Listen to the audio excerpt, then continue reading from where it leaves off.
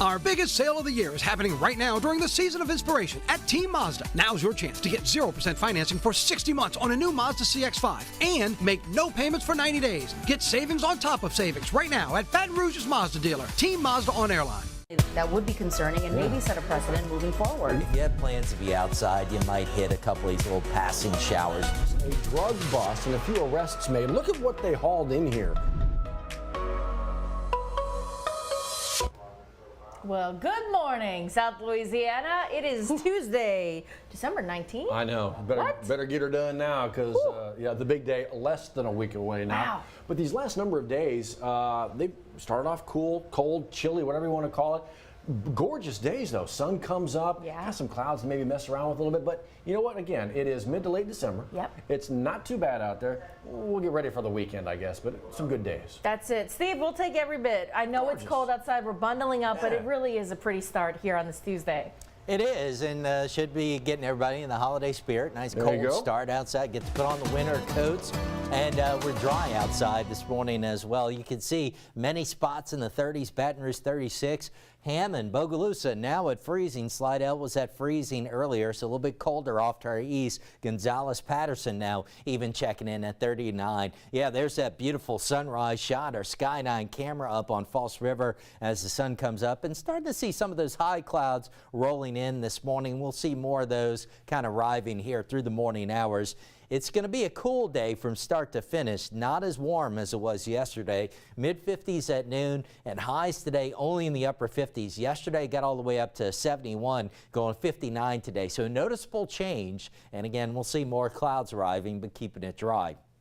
You can see some of those high clouds starting to spill in from the west this morning, but that's about it. No rainfall coming out of those clouds, none expected for today. Getting more active out along the west coast. One storm system moving into the Pacific Northwest, a bigger storm system kind of spinning offshore. That is the one that's eventually going to help lead to a more active pattern here locally. So unfortunately, the stage appears to be set for kind of a soggy Christmas weekend. Several features here in play. We're going to have that upper level storm system slowly moving eastward. We have what we call the subtropical jet stream. The southern branch of the jet stream looks to be active, and within that, occasionally we'll have these little disturbances rotating across the area, setting off rounds of rain this weekend.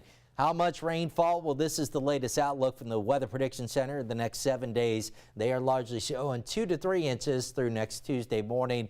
Some locally higher amounts will be possible. So the good news is we'll continue to really make a dent in the drought, but the timing obviously not ideal. We'll keep it dry through Thursday. One more morning in the 30s tomorrow. After that, trending milder. Rains could arrive, at least some rain, as soon as Friday afternoon, Friday evening, and then we'll see potentially several rounds of rain through the weekend. Right now, it looks like for the weekend at least, the most active day would be Sunday, Christmas Eve. Otherwise, it's going to be a mild weekend. Lows in the mid-50s to low 60s, highs near or above 70, going to high of 71 Christmas Day. Might even see another more active day the day after Christmas.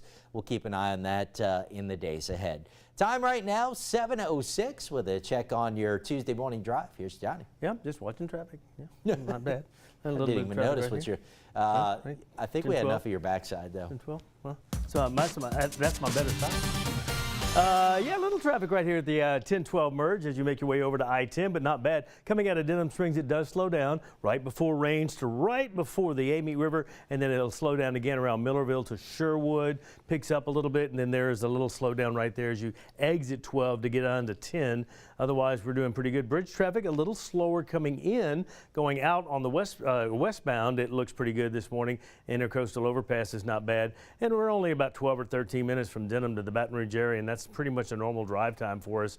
At 7:06, 6 minutes after, every weekday morning we offer this to you on WAFB Plus. It's a little recap of some of the headlines we covered in the morning show. It also gives you an idea of what we're watching for the rest of the day, and we'll update you all day long on our social platforms. We go to Studio B for that. Liz Coe, Matt Williams, Marnin. Good morning to you, Johnny. Yeah, that's exactly right. Try to give people an idea of what's happening in the world. And today, a lot of eyes will be on the nation's capital, specifically the Washington National Cathedral, as we anticipate the funeral services for former Justice Sandra Day O'Connor. So what you're seeing actually is a portrait of the former Justice Sandra Day O'Connor. This is the Supreme Court building just yesterday. She lay in repose there for a number of hours as a lot of folks were able to kind of come through, pay their respects. She had an incredible impact on the country. When you think about the first woman to sit on that high court, but you know, even beyond that, saw a lot of the rulings that she was a part of, assenting, dissenting as well. So to be able to pay their, and look who's coming through here. Youngest one. Exactly. I mean, I think that grabbed both of our attention. And so important to understand the lessons here, and so the ability to share in that and pay the respects to the funeral today. That's it. We'll keep our eyes on that, let you know what comes out of that. Speeches are also set to happen as well. Let's get you back into South Louisiana because actually investigators could use your help here. This is a deadly shooting in Baton Rouge from last night about 9 o'clock. Yeah, but about the last 30 minutes, we received an update from the Baton Rouge Police Department. Spokesperson letting us know that they are confirmed that to work this, but they also confirmed the victim, identified as 57-year-old Jerome Savarin. We're told that Savarin was actually found lying dead there in the road. And so to kind of give you a clue of where it is, not far from Florida Boulevard, it's the neighborhood right above between like Tamari Drive and Tams. And so police still need to know who is behind this, who's responsible for the shooting. Did you happen to see or hear anything in that crowded area that's kind of around Tamari? Please call in with your anonymous tips. Crime Stoppers is that number to call. Easy to dial. No one ever going to know who you are. We'll keep you in the know. Meanwhile, from Baton Rouge Police to East Baton Rouge Sheriff's Office, they're searching for an accused vehicle burglar. Now, they've got some surveillance video, and from that, a screen grab. And this apparently like the best look at who they think is responsible for this or who they know is. They just don't know who it is. Kind of blurry, but maybe somebody knows. The car unlocked, is that right? Yeah, okay, that's the tough part. And it's also in a residential neighborhood, right? We're talking Myrtle Bluff Drive, and we're told these blurry images were taken from a home there with the car unlocked, but this person had a gun as they were breaking into that vehicle, ended up stealing 2 laptops and a backpack. So they're really trying to get a good identification. Look, we know the photos are blurry, but maybe you saw something, maybe your home captured another security image of someone running with all this stuff in the area. So if you can help out police, this family, well, they sure would like their stuff back. So again, Crime Stoppers, that number to call. Easy number. This one is, I'm trying, look, man, I'm not laughing at the picture, but well, it's so brazen. How else do you get a Barbie? Look, man, if I purchase this thing, chances are this may be how I wheel it out of there. But with the receipt in hand. That's the difference. Walker Police saying this guy apparently wheeling the barbecue pit out of there didn't pay for nothing. Were you at Stein's recently? Yeah. I happened to notice maybe a man in a purple shirt, camo shirts, and a pink bandana wheeling out a charcoal grill here, or some kind of egg-looking grill. Yeah. Please keep that in mind because Walker Police sure would like to ID this person. White van? Big, who walked out with it. Chevy GMC, big white van they think he kind of loaded it up into. We have photos of both that van and these surveillance images. Look, somebody in Walker bound to know who this is. So please share your tips, help out the police. Could be smoking a ham for the holidays. But hey, is that new? Right. Where'd you get it? Make a phone call. Okay, task force. Big time. Human trafficking problem all over the country. We actually just did a story. WAFB did.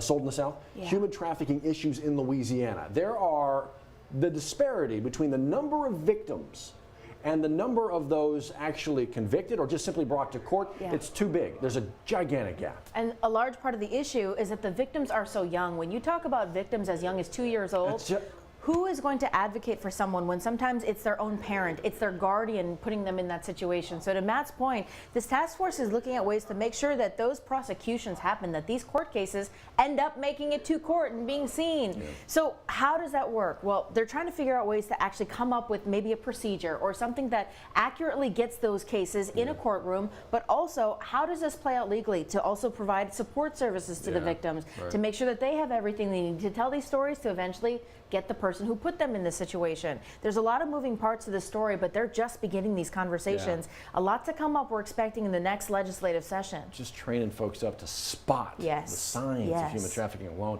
We'll keep you updated. Huge, huge story there. Speaking of huge story, 2016, the flood of prior issues with drainage before and issues after. This was always one of the big, quite literally, snagging points. The Amite River, the cleanup process. it's really moved a long way. Yeah, that's why Kelly Hubbard actually got an update from Livingston Parish officials. They were out there gathering, actually, with WAFB Chief Meteorologist Jay Grimes, also talking about the impact of this project and what it means. When you talk about something like the Amite River, hasn't been cleaned or snagged in 5 decades. That's crazy. Sure, it's going to cause problems. And of course, you don't want that to be an issue in case we see another flooding situation like 2016. So that's why there's money set aside for this. That's why they're working to dredge all that up. Look at that.